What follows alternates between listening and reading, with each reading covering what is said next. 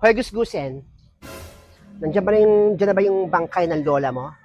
Hindi po gusgusin ang pangalan ni Ninita. Ninita po ang pangalan ni gusgusin. Ikaw bata hindi kita kinakausap. Kaya huwag kang sabat ng sabat. Bunganga mo. Huwag mo nang patulan yung mga yan. Hindi na nga pinunta natin mga gusgusin na yan. Halika na. Halika na, ma.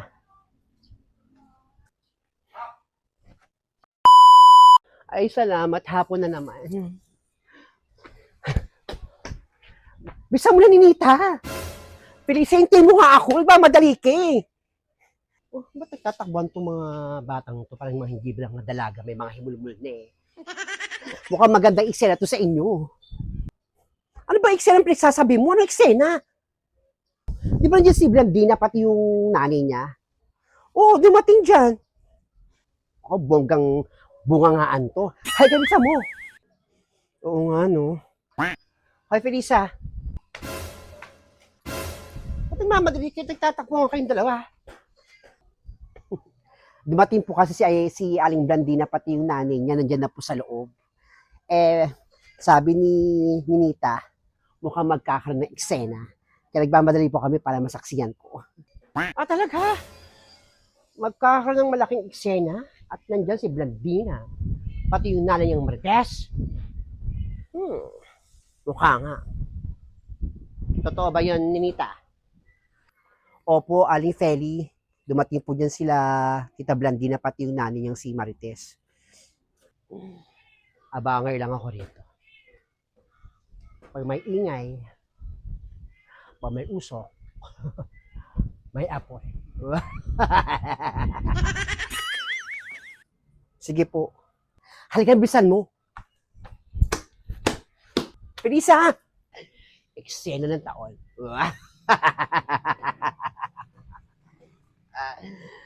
Sabi nga kay Negra. Parang wala si Negra dyan. Negra!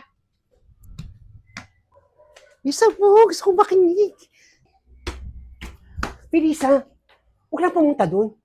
Gulo ng pamilya namin yun, kaya dito ka na lang. Ang KJ mo naman, Ninita. Sabi mo na kung KJ. Doon ka lang sa bintana niyo makinig. O sige na. Sa bintana na lang ako sisilip o kaya doon sa kisame namin na talaw yung bahay niyo doon.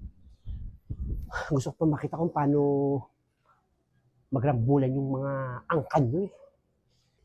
Sige na.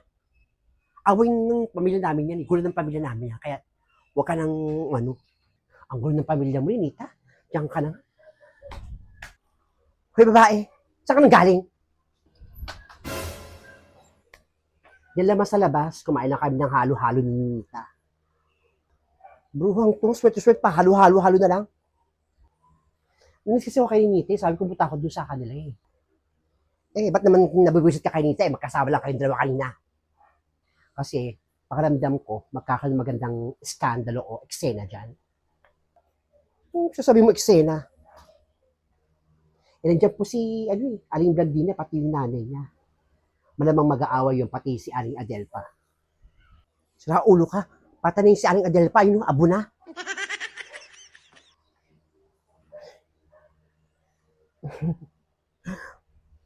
Huwag ka maingay ma.